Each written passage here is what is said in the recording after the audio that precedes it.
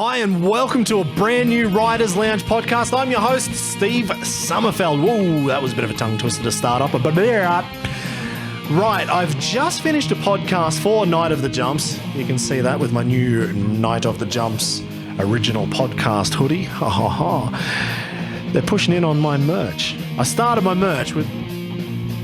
I don't even have it here. All right, well, I've started the Riders Lounge podcast merch. I only did a very very small run of about 15 shirts. They're gone. And I will do another run of merch soon. How did I get onto merch straight away? I'm not a sellout. It's just purely because I've just finished up the Night of the Jumps podcast. It was the last thing I said, and I've kind of brought those vibes over. So there you go. The joy of podcast. So what is this one about? This is just a very quick... I'm not going to do a preview of Night of the Jumps Munich because I would prefer if you go and listen to it on the new Night of the Jumps podcast.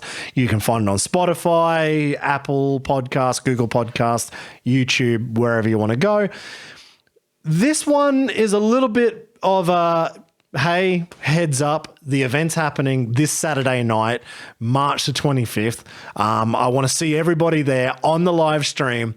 That was awesome. What we did in Berlin was integrating the YouTube chat into the live stream. Never done it before. We thought, what the hell? Let's just test it out on the fly. Worked like a charm. And it was like we just had a freestyle MTX or an FMX Australia forum chat, but we were doing it all completely live. It's kind of like doing it as Twitch. That's kind of how it ended up. But it was awesome. It changed how I even approached the live stream, and it was so much more fun. I hope it was as much fun for you guys at home.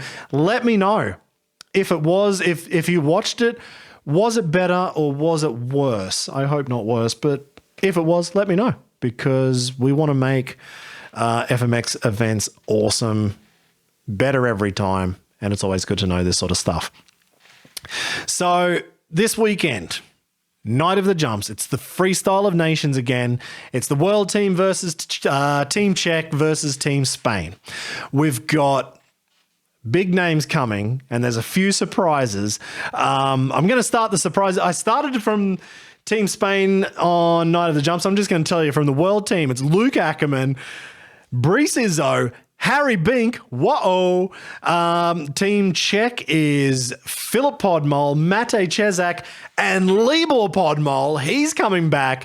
And for the Spanish team will be Abraham Parra. Unfortunately, no Dany Torres, but Abraham basically looks like Dany. Rides a KTM 350. Looks the same. His tricks almost look identical. Mark Pignol, who had that huge crash in Berlin going for the California roll, and Maikel Melero. And I know Melero has been working on a lot of new stuff. I don't know if we're going to see it in Munich. I hope we do. He sent me a lot of videos. I'm not going to tell you what was on those videos, but Melero has been working on a lot of stuff, and it's comfortable. He's got it. So it's just a matter of time when he decides he's going to unleash it all. So why am I doing this one? One, it's a heads up. We'll see you on the live stream. It is awesome. Two, I wanted to just talk a little bit more about the comeback from retirement for Dany Torres in Berlin. Has he started a trend? Because now Libor Podmol is coming out of FMX competition retirement. I didn't think we'd ever see him again. And I think, whoa, isn't it funny? Like when you're thinking on the spot, I think the last time Libor Podmol rode FMX at Night of the Jumps was in Munich, 2019, when he had a huge crash and broke both legs. I could be wrong, but I think it was Munich. So for him to come back to the scene of the crime and want to do it all again, that's impressive. And the fact that he's coming back out of retirement, I don't think I would be nervous in saying Libor's still going to throw down. He was one of those riders who just, you never knew what he was going to do. It was always a surprise every event, and Libor was good for it. So coming out of retirement, I don't even think people are going to think he's rusty. You'd be like, well, who knows what this dude's going to do? He's going to give it his absolute best shot, and I can't wait to see what he's got in store for the Munich crowd and for you guys at home as well. And do you know what he's been doing in the meantime? If you haven't been following too much, he's been training full-time basically as a Dakar rally rider. So what is that, 2 years in a row now? Maybe he's done it 3 times. I don't know. COVID's mucked with my memory, and it's been that long that we've been through COVID. I've forgotten how many years that we could do things and we couldn't do things. So Libor, the Dakar rally rider, who has finished. Not only has he ridden it, he has finished. And I'm pretty sure he ended up somewhere inside the top 50, maybe the top 40 riders in the world on the most gnarly and demanding of motorcycle races in the world, riding through the Saudi Arabian desert, through the sand dunes. I'd be just stoked jumping sand dunes, to be honest. Maybe that's why he did it. He just wanted to go there, just huck a few dune hits and do a little race in the middle of it all. So that is impressive. The second thing, or the second rider that I wanted to talk about, is Harry Bink coming to Night of the Jumps for the very first time. I talked about Harry in the Night of the Jumps podcast, if you want to have a listen. But in the Riders Lounge, in this podcast right now, I just wanted to probably get not personal about Harry, but just leading into this event, he has now landed the triple backflip. He won Nitro World Games with it, and it was all the, the big thing with him and Jo. Jo landed the first one. Harry landed it. He did have a crash.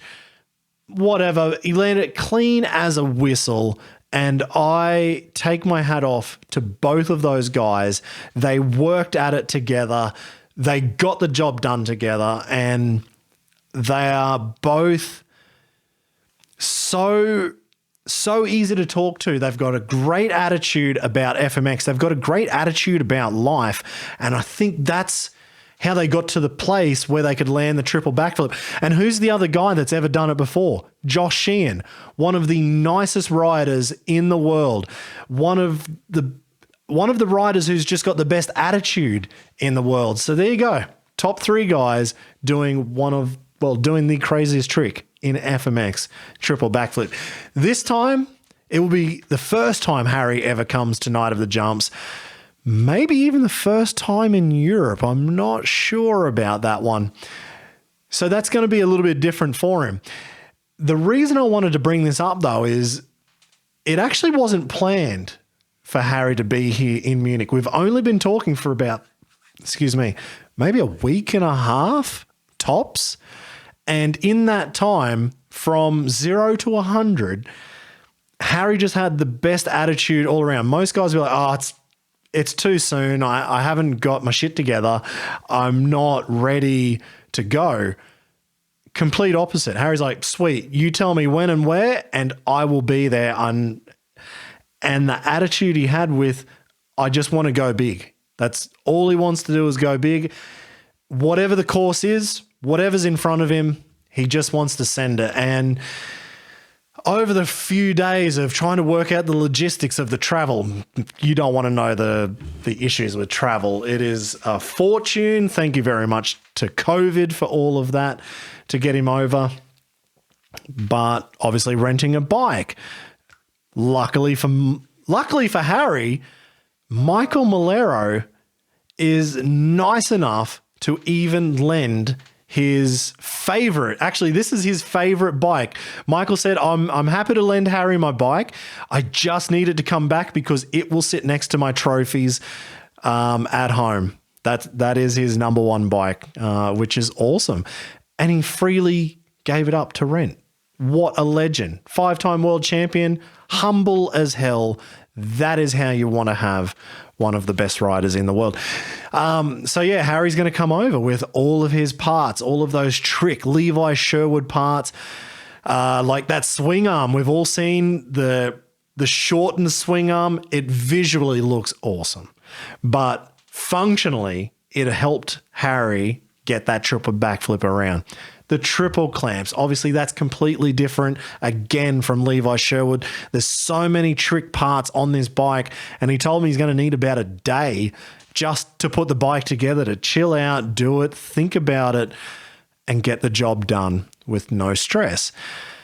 So it's just so interesting. The rider that I left 9 years ago, the last time I ever rode FMX in Australia was with Harry at Bayard's house. I think it was with Birchie and Joel Brown. I think that was the last time I ever rode there.